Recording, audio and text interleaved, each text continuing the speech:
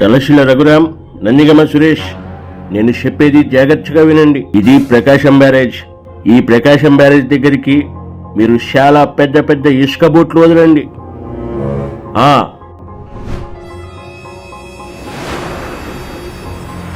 అప్పుడు బోట్లు వెళ్లి ప్రకాశం బ్యారేజ్ గోడలకు గుద్దుకుని ప్రకాశం బ్యారేజ్ కూలిపోతుంది.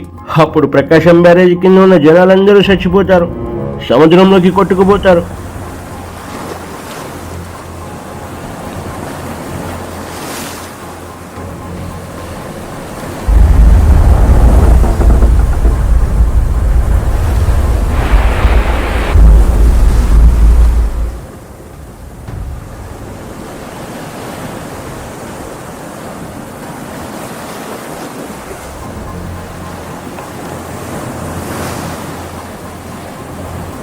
అప్పుడు చంద్రబాబు రాజీనామా చేస్తాడు, రాష్ట్రపతి పాలన వస్తుంది. అప్పుడు నేనే సీఎం అవ్వచ్చు. అవునన్నా.